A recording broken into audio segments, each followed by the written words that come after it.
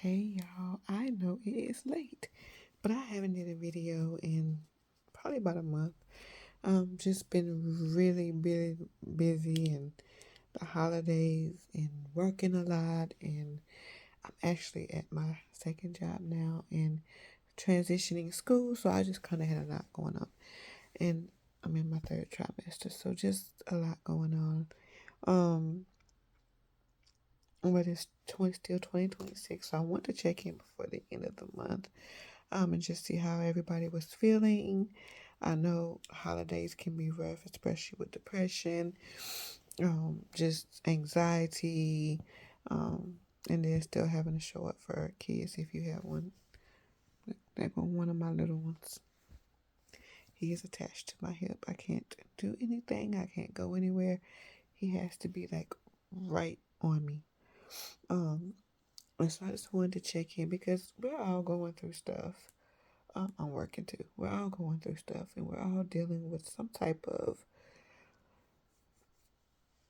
I want to say like, I want to say feeling, I want to say like more like a conflict because we're feeling anxious, but we're feeling like, okay, it's a new year, we can do things differently. But then we're also feeling like if the year started off bad, how can we make it better? Um, I know this year it's not been bad, it's not been horrible for me. But it's just me trying to work through my own um, flaws, I guess you could say, and holding myself more accountable.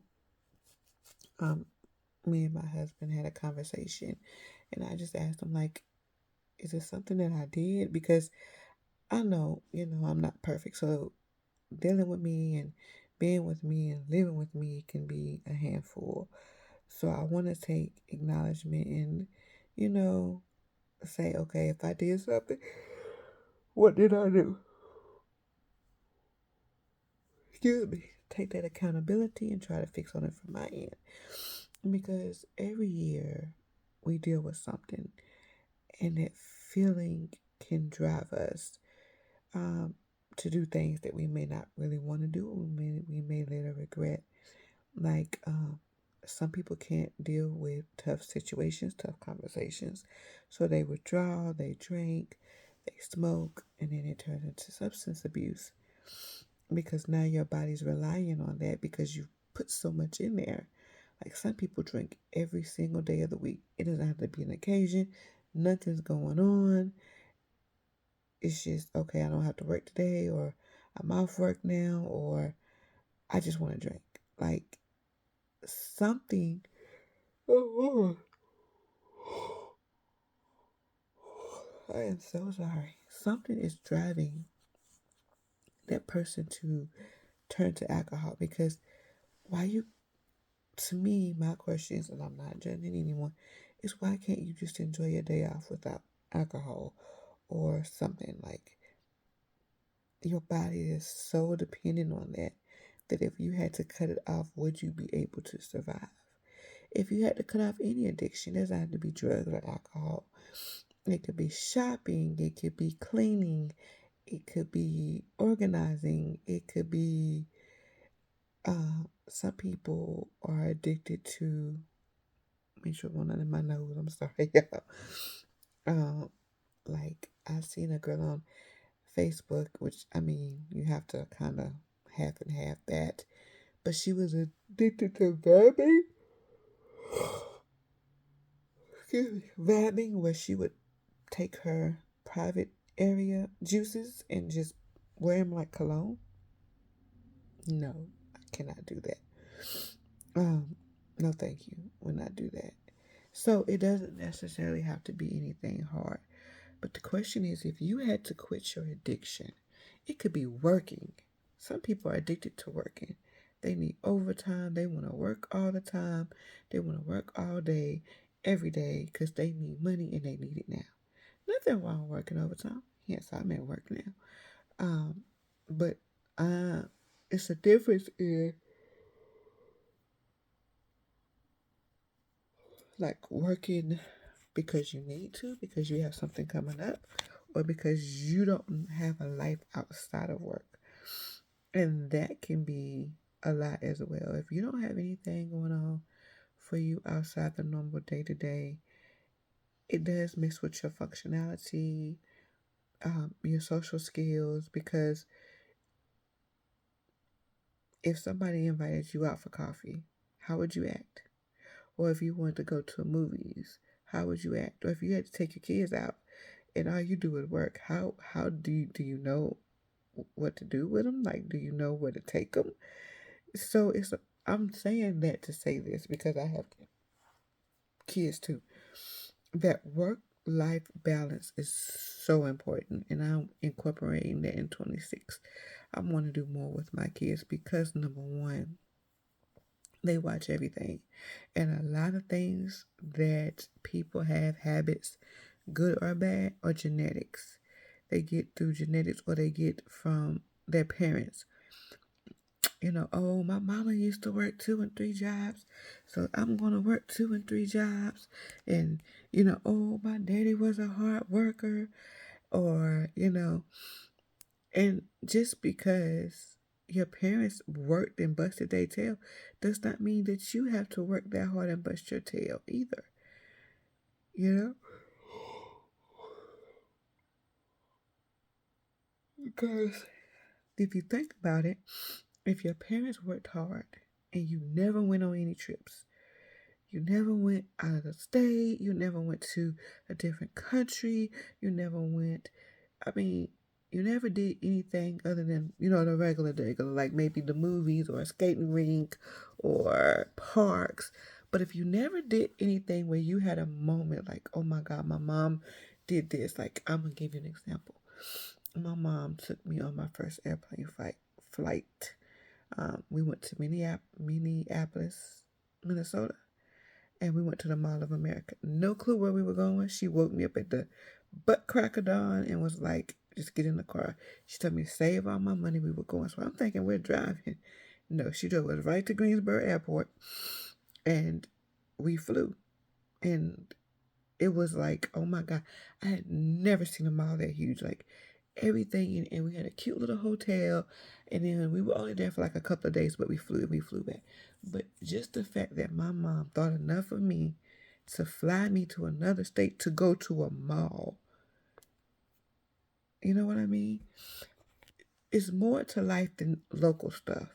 So if you're working and you're working hard and you don't do anything with your kids, I mean, don't get me wrong, because baby, these bills be billing and life be lifing and groceries be grocerying.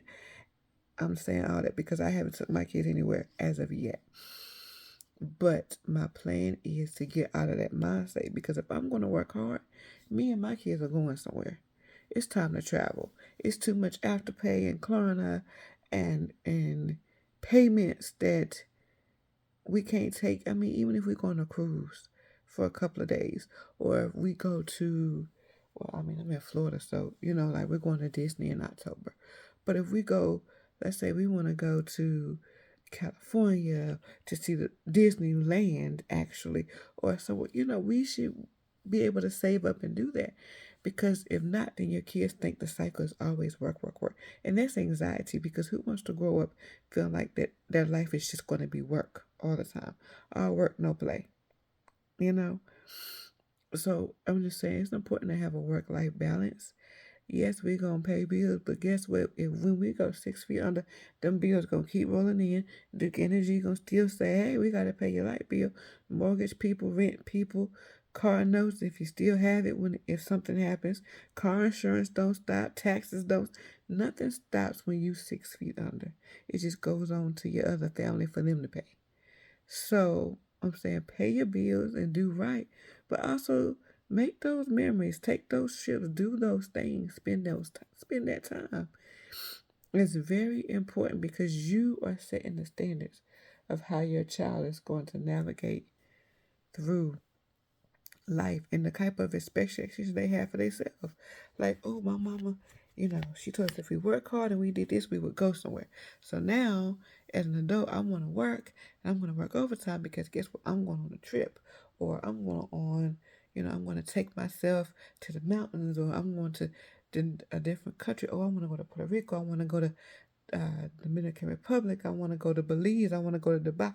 And rewarding yourself is not bad because mentally you need that. You need some type of reward because if not, your brain is going to just, it's going to frizz up. Mentally, you're going to burn out because if you think about it, if all you're doing is sitting in front of a computer or doing CNA work or doing nursing work or whatever type of job that you do and you don't do nothing else, you're going to turn around, you're going to be 70 and you ain't going to be doing nothing. Not a single solitary thing. And then you're going to probably end up at the doctor's office because your body broke down, your back hurt, your legs hurt, your feet hurt, your head hurt. Everything just hurting. You're hurting all over. So I just want to say, start off the new year on a different note. Make different plans. Try different things. Because, yeah, I can't do anything until I drop this baby. But we do have some plans, some trips that I want to do. And guess what? We're going to save up and we're going to do them because I don't want to spend all my days working. I'm going to make sure my bills paid before I go. But I need that mental break. You need it because then you suffer, your kids suffer because you're snapping, you're unhappy, your partner's suffering because they're unhappy, they're miserable because you're burnt out. You literally are burnt out. So this year is the year to take care of you, take care of your kids. If you don't have kids, do something with some close friends, or if your parents still there, do something and enjoy the time that you have. God did not give us this earth and all the beauty in it for us not to. I mean, man has messed it up some with pollution and all that, but it's still so much beauty in it. Like, go look at it and just be in awe and clear your mind. You will feel so much better. So I just wanted to hop on here and say this, and I hope you guys have a great night, and I will do more videos. And I will be starting my podcast. That was one of the gifts that my hubby gifted me, was the podcast setup. So once I figure out how to work it, I will be working on my podcast. So that is coming soon as well. So stay tuned. Have a great night.